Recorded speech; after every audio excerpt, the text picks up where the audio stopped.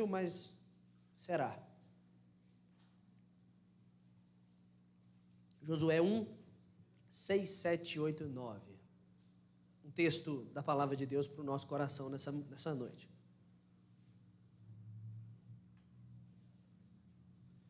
Obrigado. Quantos irmãos já leram essa passagem esse ano? Uma vez. Quantos irmãos já leram essa passagem esse ano 2 vezes? Tá bom. Quantos irmãos já leram essa passagem esse ano 3 vezes? Olha só, vocês estão lendo muito de Josué 1. O que está acontecendo? Amém. É um texto fantástico, né? Gosto muito dessa passagem. Vamos para lá. Meditar no que Deus diz ao guerreiro, valente Josué. Sucedeu, depois da morte de Moisés, estou lendo o versículo 1, tá? Servo do Senhor, que este falou a Josué, filho de Num, servidor de Moisés, dizendo: Moisés, meu servo, é morto, dispõe-te agora, passa esse Jordão, tu e todo este povo, a terra que dou aos filhos de Israel. Todo lugar que pisar a planta do vosso pé, vou-lo tenho dado. Como eu prometi a Moisés, desde o deserto e o Líbano, até o grande rio, o rio Eufrates, toda a terra dos heteus, até o mar grande, para o poente do sol, será o vosso limite. Ninguém te poderá resistir todos os dias da tua vida. Como fui com Moisés, assim serei com você. Não te deixarei, nem te desampararei. Lê comigo? Sê forte e corajoso, porque tu farás este povo herdar a terra, que sob juramento prometi dar a seus pais. Tão somente sê forte e muito corajoso, para teres o cuidado de fazer segundo toda a lei que meu servo Moisés te ordenou. Dela não te desvies, nem para a direita, nem para a esquerda, para que sejas bem-sucedido por onde quer que andares. Não cesses de falar deste livro da lei, antes medita nele dia e noite, para que tenhas cuidado de fazer segundo tudo quanto nele está escrito. Então farás prosperar o teu caminho e serás bem-sucedido. Não te mandei eu? Sê forte, corajoso. Não temas, nem te espantes, porque o Senhor teu Deus é contigo, por onde quer que andares. Fala conosco, ó Pai, na tua palavra, em nome de Jesus. Amém. Quando eu fui enviado ao seminário, o texto que o pastor da igreja, o meu pastor na época, leu para mim, diante da igreja, quando o envio para o seminário, foi esse texto aqui. Sê forte e corajoso, não temas nem te espantes, porque o Senhor teu Deus é contigo por onde quer que andares. E eu não imaginei quão necessária seria essa expressão na vida cristã e no ministério pastoral. Ser forte e corajoso. Vocês já jogaram Daytona? Joguinho de Daytona? Hot Zone? Estou falando inglês? Quem sabe o que eu estou falando? Levanta a mão. Vou explicar. A maioria não pegou referência, né? Quando eu era criança, Lafayette não tem shopping, né? Não é verdade? Fala que vai ter, nunca sai, né? Mas quando a gente vai a Belo Horizonte, eu era criança, adorava, né? E tinha o Hot Zone, né? Ainda tem, eu acho, né? Você recarregava o seu cartão de brinquedos e você ia passando nas máquinas para poder brincar. Passava lá. E tinha um brinquedo que você entrava num banco do motorista, o volante, e tinha uma tela na sua frente, e era o Daytona. O Daytona Race é aquela corrida do Relâmpago Marquinhos, né? Eu costumo brincar, o Relâmpago McQueen, que ele fica dando aquela volta assim, ó. Aquela corrida tipo Daytona, né? Não é igual a Fórmula 1, que tem uma pista com várias curvas, é só assim, só faz assim. Aquela curva que vai chegando na beirada, o carro faz assim, e depois ele volta e continua, né? A vida cristã deveria ser assim. A gente sempre assim, dando o máximo de nós, chegando no limite da nossa velocidade sempre, quebrando recordes. A primeira volta a 100 por hora, a segunda a 101, a terceira a 103, até a gente levar o motor do carro assim ao máximo. O objetivo é velocidade máxima. Mas eu não sei por quê, que tem hora que a vida cristã nossa não se parece muito com uma corrida de alta velocidade, não. A gente tem hora que faz questão de andar devagar. A gente engata a primeira no pé do morro e vai devagarzinho. Eu sei que tenho medo de trocar de marcha no meio do morro e não conseguir. Eu sei que tem esse medo, a não ser quem tem carro automático. Mas tem gente que tem medo de passar de marcha no meio do morro, então põe a primeira lá embaixo e vai devagarzinho até lá em cima. Eu sei, é bom chegar lá em cima. É bom sim, é bom subir o morro. Mas sabe, Deus nunca nos chamou para fazer o mínimo.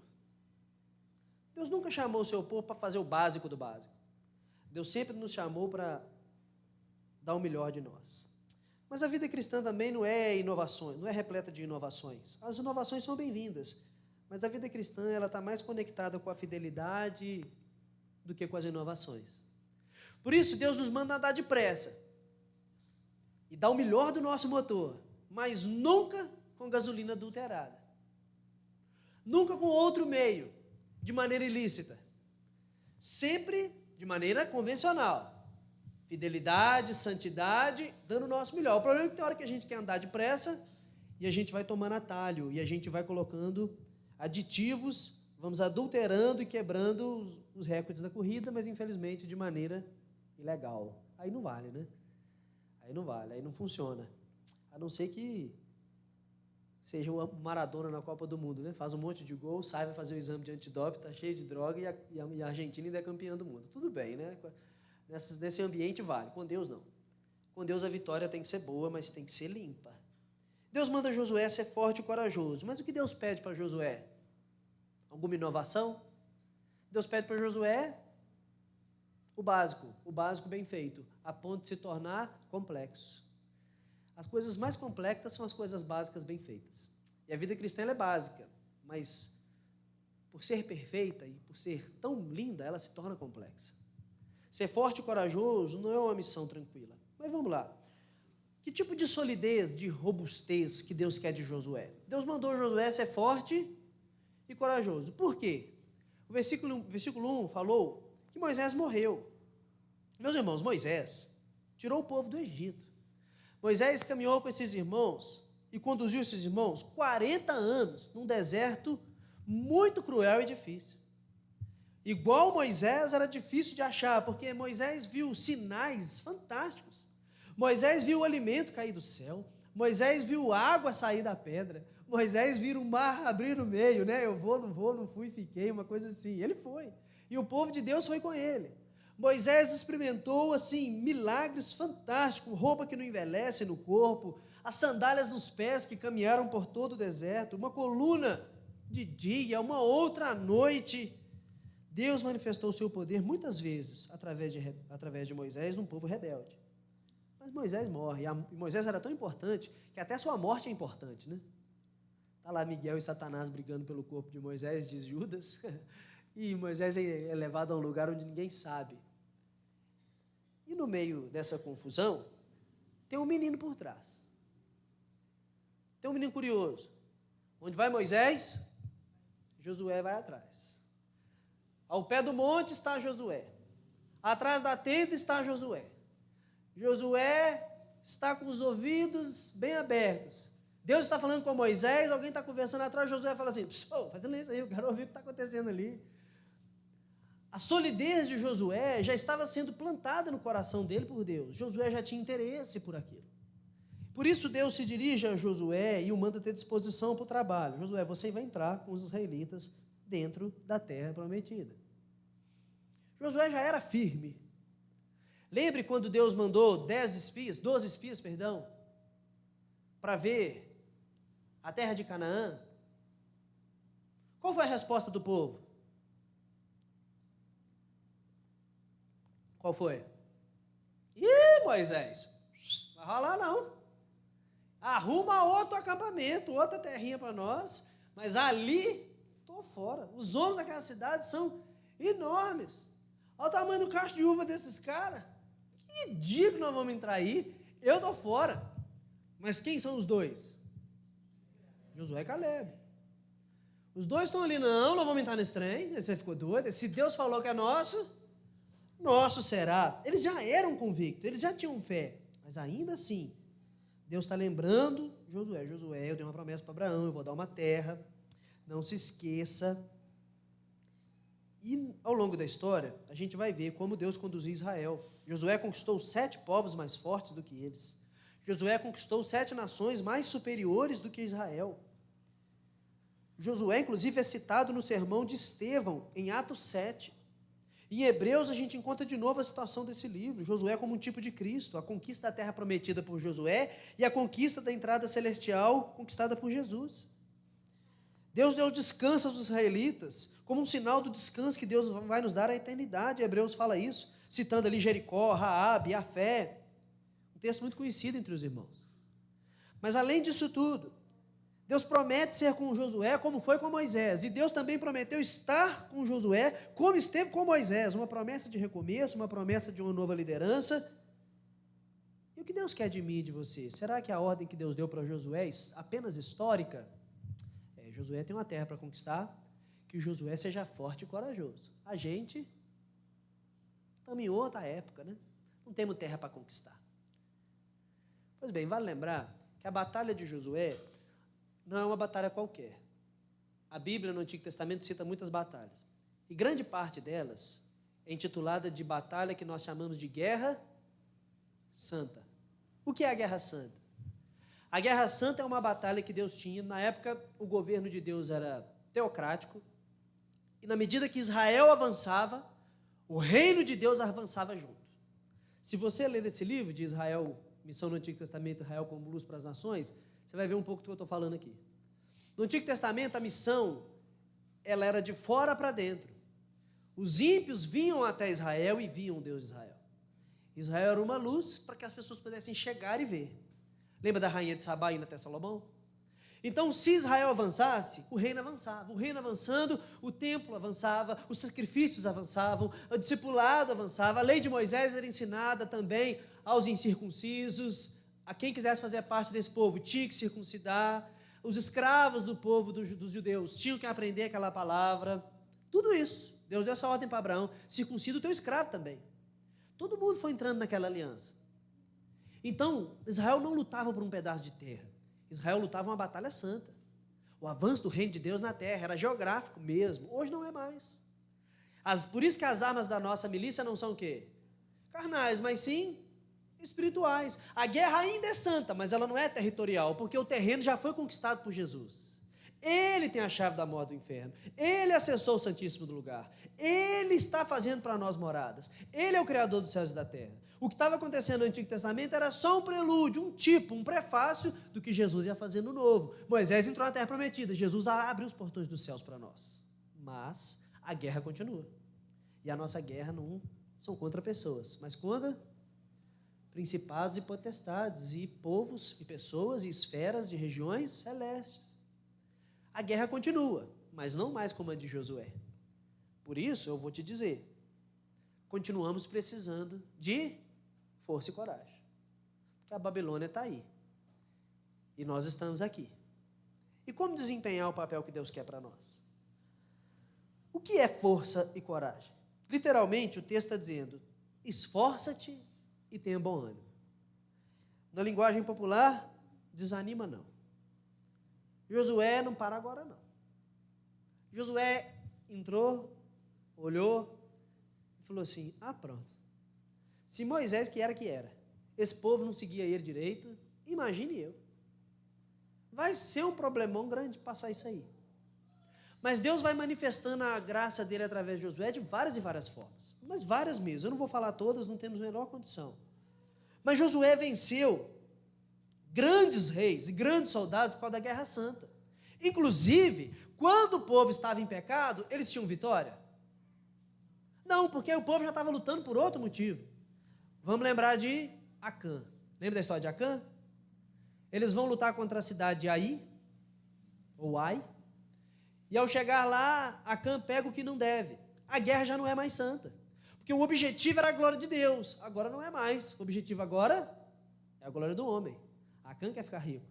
Então Deus não dá vitória. Se tem derrota, a guerra não é santa. Se tem vitória, a guerra é santa. A ideia no Antigo Testamento é o seguinte, se não morreu ninguém do povo de Deus, não morreu um, a guerra era santa. A guerra estava sendo feita por motivos santos. Então não morre ninguém do povo de Deus. Mas se alguém morresse, é como se Deus estivesse falando, não tem nada a ver com o que está acontecendo aí, não conte comigo não, eu não estou ajudando ninguém. Esse rolo é de vocês. Acã mostra isso. Está no livro de Josué. Mas Josué recebe duas ordens, seja forte e corajoso, que se repetem. Como Josué poderia ser sólido? Como Josué poderia ter força? E como Josué podia ter corajoso? E eu quero falar isso para mim e para você, aqui nessa noite. Duas coisas. Primeiro, como sermos sólidos na nossa vida cristã? Em segundo lugar, qual o apoio que Deus nos dá para tal tarefa? Porque vale lembrar que Deus nunca pede de nós nada que Ele mesmo não esteja disposto a nos capacitar. Não é verdade? Tudo que Deus pede para nós, Ele mesmo, exatamente, Ele mesmo nos capacita. Tudo que Deus pede para nós, Ele mesmo nos capacita. Em primeiro lugar, então, como é ser forte e corajoso? O que é ter uma vida cristã sólida? Abre comigo aí de novo o texto. Agora nós vamos por partes aqui, que nem o Jack, e a gente acaba. Olha comigo, versículo 7. Ser forte e muito corajoso, para teres o cuidado de fazer segundo toda a lei que meu servo Moisés te ordenou. O que significa um cristão sólido? Significa um cristão obediente. Mas veja que Deus não fala assim, obedeça tudo que Moisés falou, e ponto final. Deus fala para Moisés assim, para Josué, tenha o cuidado de cumprir tudo que está escrito aí.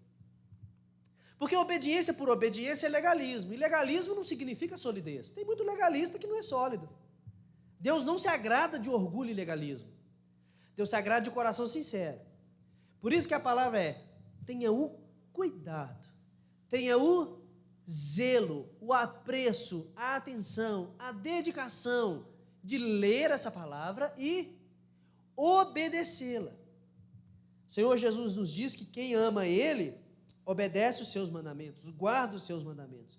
Mas o sucesso que Josué ia ter na sua vida ministerial e de guerrilha santa, não vinha por suas estratégias de armamento, vinha pela sua obediência, porque nenhum sucesso no reino de Deus é garantido incondicionalmente, só a salvação. E mesmo assim não foi incondicional não, custou o sangue de Jesus Cristo, custou a obediência dele, a fidelidade dele, não custou a nossa, mas custa agora. Para que a gente dê prova da nossa salvação, custa sim, custa a nossa obediência. O sucesso para que a gente tenha uma vida espiritual sólida, firmada na rocha, ancorada na fé, depende da obediência. Mas qual obediência? Toda ela. É para cumprir tudo que está escrito na lei de Deus. Não é o que eu gosto ou o que eu não gosto, é tudo. Agostinho, e não é o Carrara, é o de Hipona, tá? Só para esclarecer, ele fala assim, se o Deus que você serve não é o da Bíblia, você não serve a Deus, você serve a você mesmo. Se eu só faço aquilo que eu gosto, eu não sirvo a Deus. Porque a lei de Deus envolve coisas que eu gosto muito e envolve coisas que eu não gosto nem um pouco. E eu não tenho outra opção a não ser obedecer. Então a integridade é parte da solidez. Obedecer às partes da Bíblia, ela é inspirada. É através dela que nós nos tornamos maduros. E nenhuma vida sólida é fruto de desobediência. Desobediência não causa solidez. Pelo contrário. Pelo contrário. Lembra do Salmo 1? Salmo 1? Bem-aventurado o homem não anda. O que mais? Não se detém e nem se assenta. Não se assenta e não se detém. Né? Anda, assenta e detém. Antes do seu prazer, está na lei do Senhor. E na sua lei ele medita. Ele é como árvore, plantada junto a correntes de águas tranquilas. A folhagem não murcha, tudo que faz é bem sucedido. É um homem de sucesso, mas o sucesso não vem do nada. O sucesso vem da obediência, da devoção, da fidelidade. Então, primeira coisa é isso. Eu e você queremos ser sólidos, tenhamos o cuidado de obedecer tudo que está escrito na lei de Deus. Nós não podemos adulterar a palavra. Se é sim, se é não e bola para frente. Mas para isso, irmãos, tem que ler a palavra, né? Se não ler, vai ficar difícil obedecer. Obedecer um comando que eu não recebi é muito difícil. Mas, em segundo lugar, o que Deus falou para Moisés, para Josué? Além de obediência. Continua aí. Nem para a direita, dela não te desvies. Nem para a direita, nem para a esquerda. Para que seja bem sucedido por onde quer que você ande. Você quer ser sólido? Persistência. O negócio, irmãos, não é obedecer segunda e depois obedecer só segunda de novo. O negócio é obedecer segunda, terça, quarta, quinta, sexta, sábado, domingo e segunda de novo. Ah, então tá bom. Não, o negócio não é obedecer segunda. O negócio é obedecer segunda de manhã, de tarde e de noite. Ah, o negócio não é obedecer segunda de manhã. É obedecer segunda de 6, 7, 8, 9, 10, 11 ao meio-dia. É assim. É o tempo todo. É a persistência em trilhar o caminho do Senhor. A gente não pode obedecer um dia e errar os outros 6. A gente brinca, os crentes domingueiros, né?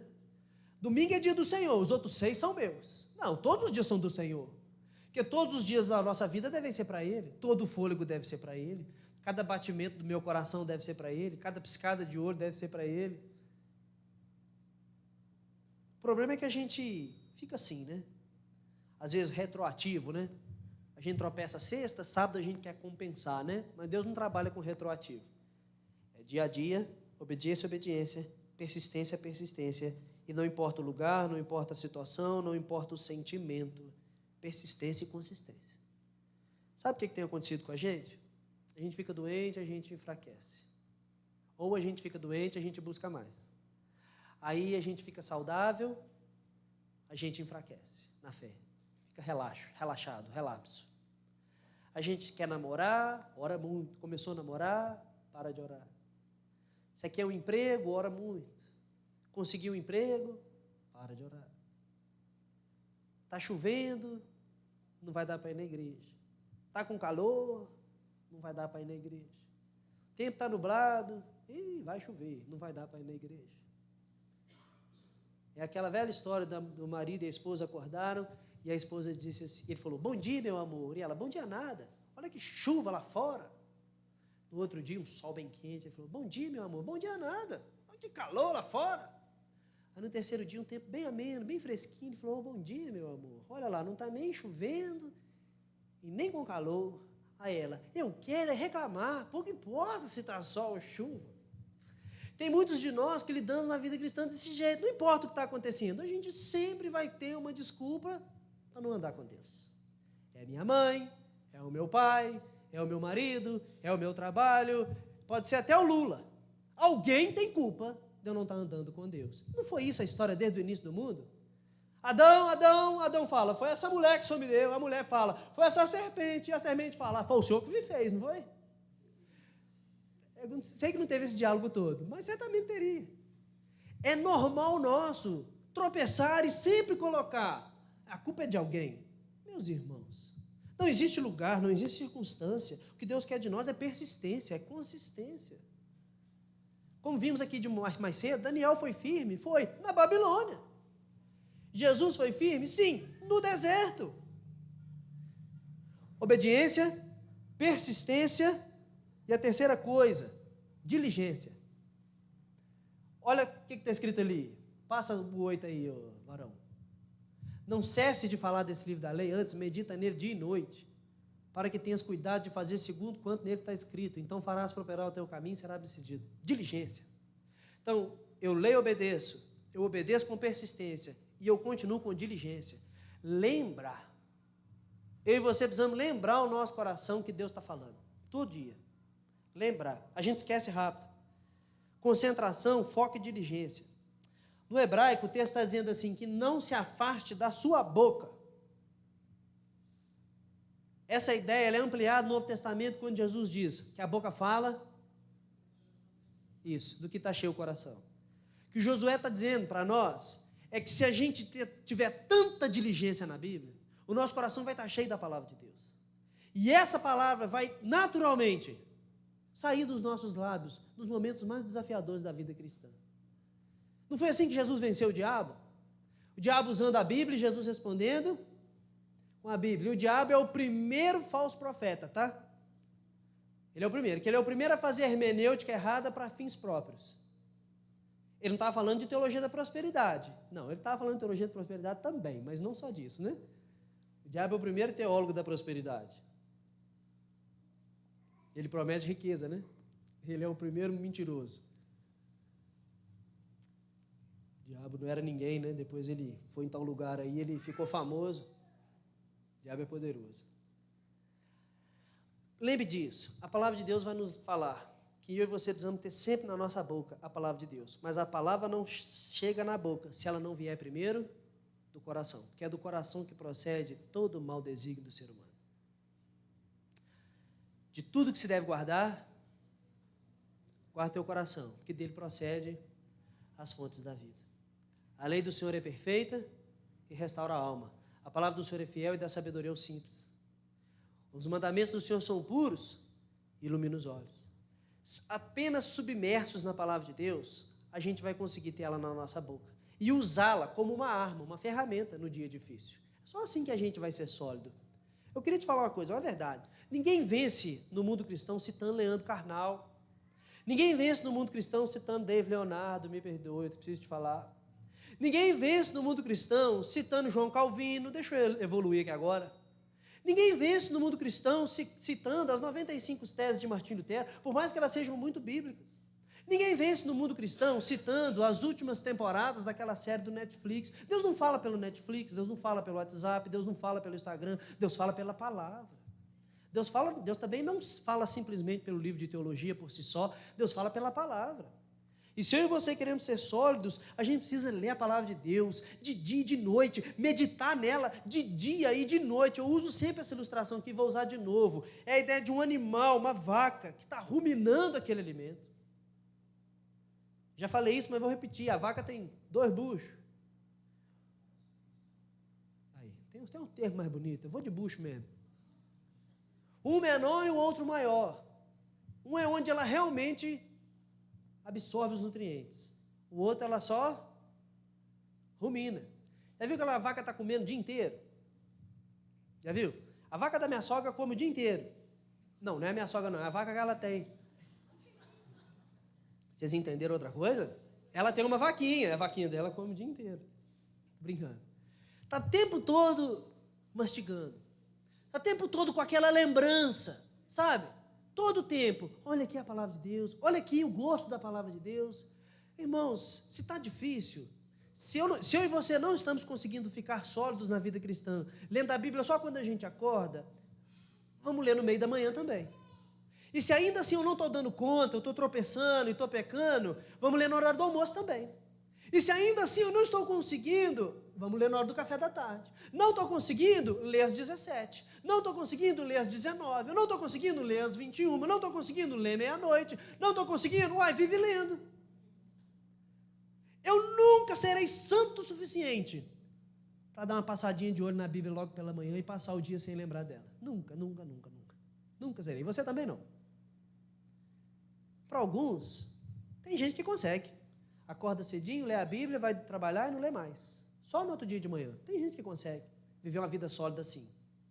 Agora, se eu e você não conseguimos, a gente vai ler mais, meditar mais, ruminar mais. Porque a piedade tem muito proveito. O exercício físico pouco tem, né? Se nós cuidássemos do nosso corpo igual a gente cuida da nossa alma, o que estaria pior, a alma ou o corpo? É bom pensar, né? Então, como ser sólido? Vamos lá. Obediência, persistência e diligência. Mas o que acontece com um homem sólido? Quais são as promessas de Deus para um homem sólido? Os incentivos de Deus. Continua comigo aí, por favor, na leitura do texto. Quais são as promessas de Deus? Vamos lá para o versículo 2.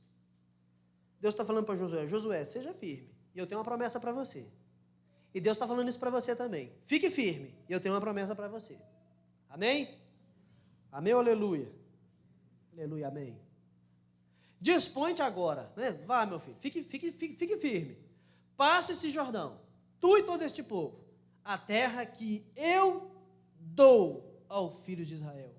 Deus nos mandou ser forte. Quem dá a vitória é Deus.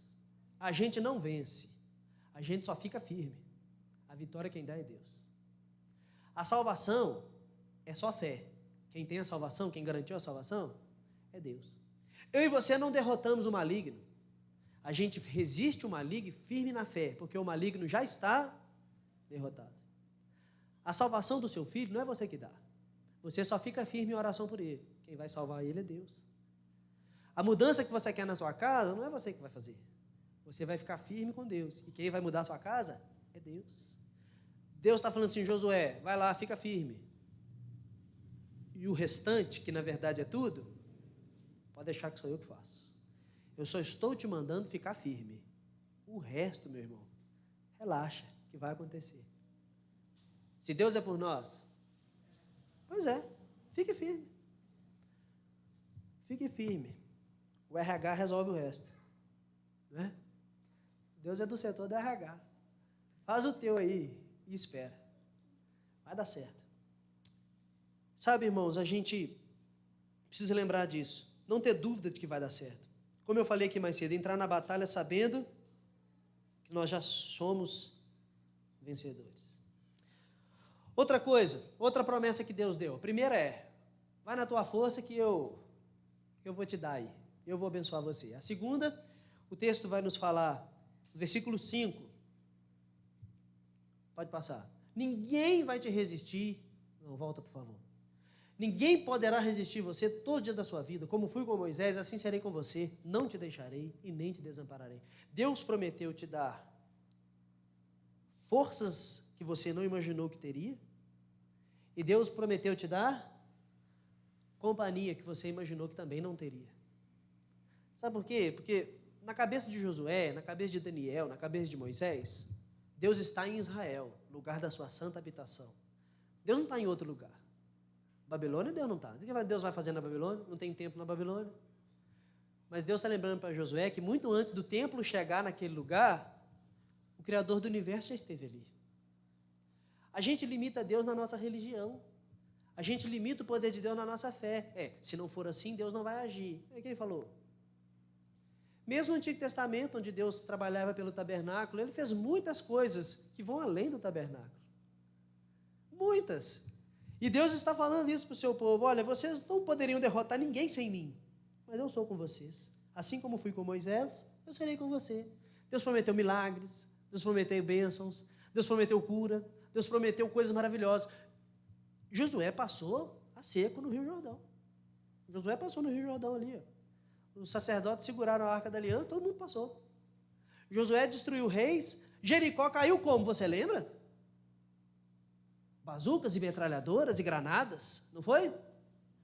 Como caiu Jericó?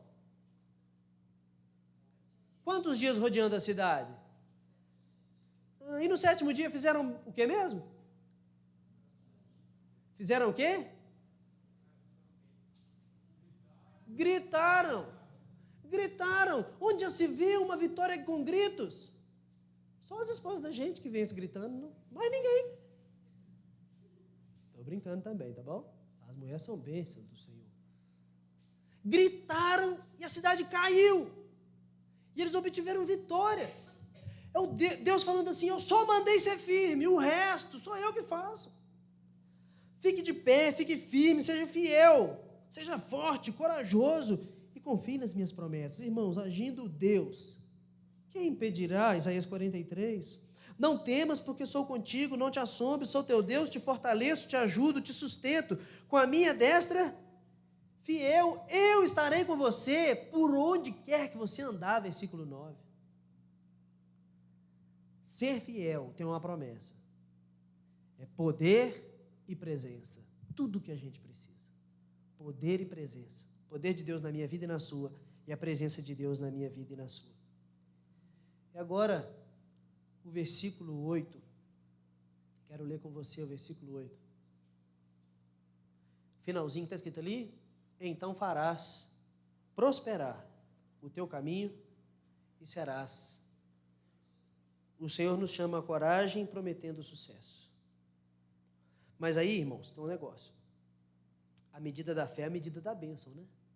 Eu já falei isso aqui várias vezes. A medida da fé é a medida da bênção. Deus deu para Israel a terra toda. Deus deu toda? Deus deu toda. Eles só não conquistaram todas. Mas Deus deu toda. Eles conquistaram tudo? Não. O livro de Juízes está aí. Vai mostrar que eles não conquistaram tudo, não. Mas Deus deu a terra toda? Deu, porque tudo é possível ao que crê. Quando Eliseu fala com a viúva assim, tudo bem, vamos resolver teu problema.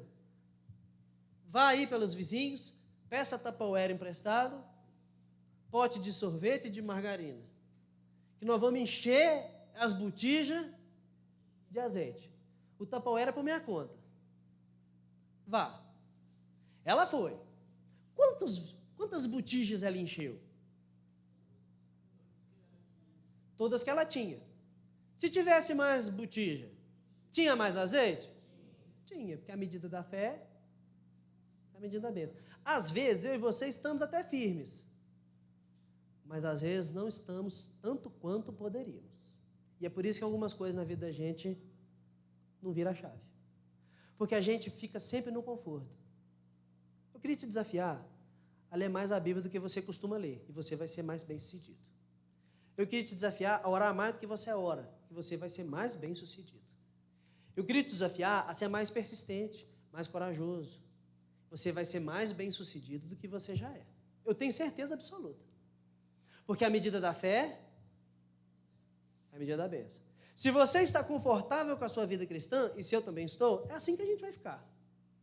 Já está bom assim? Eu já ganhei muita coisa, afinal de contas eu já ganhei a salvação, o que eu quero mais?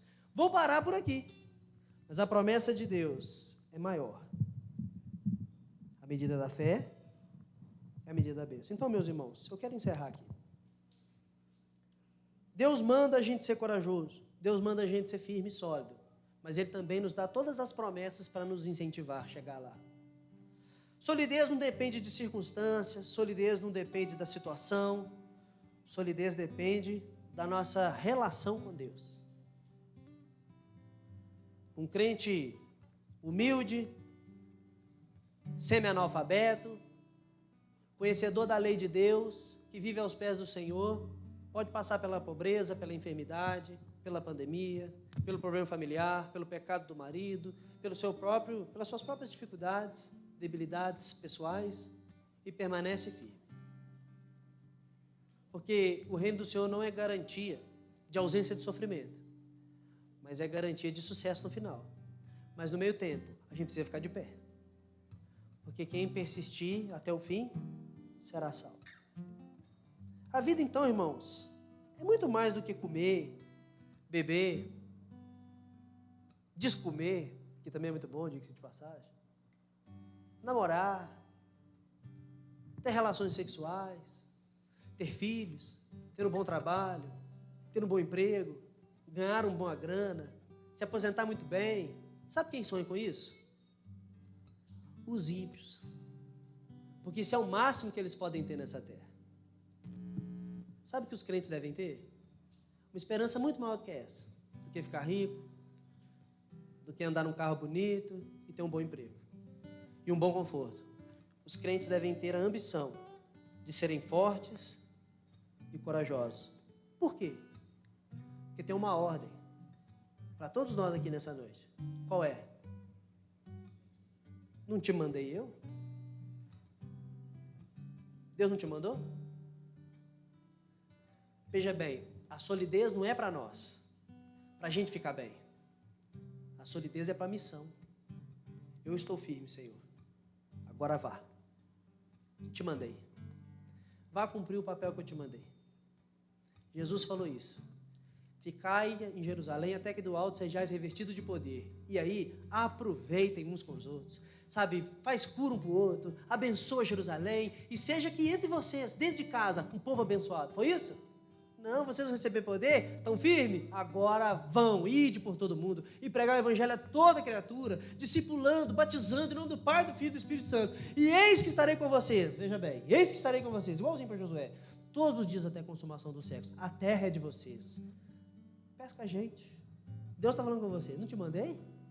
A solidez não é para cuidar da gente, a solidez é para avançar o reino de Deus na terra.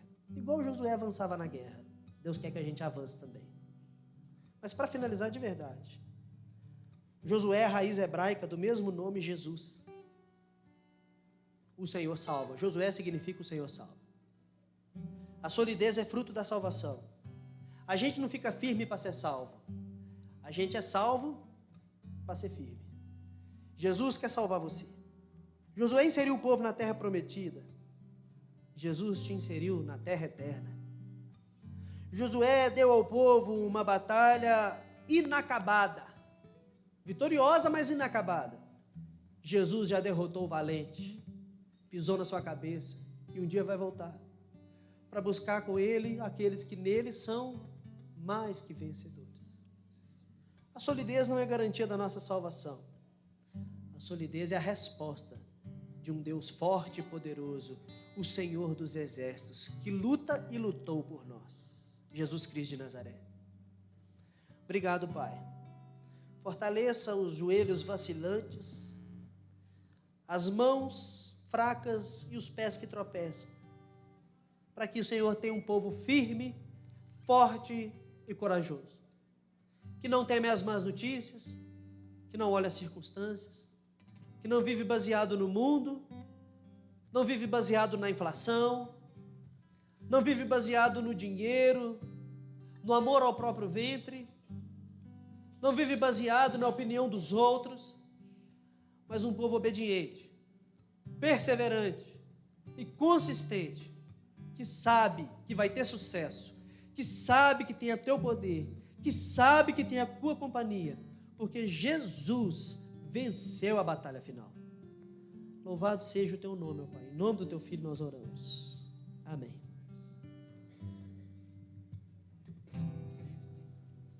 Aquele que sonda o meu interior, Vamos ficar de pé para a gente me louvar o Senhor? conhece por dentro, sabe como eu sou.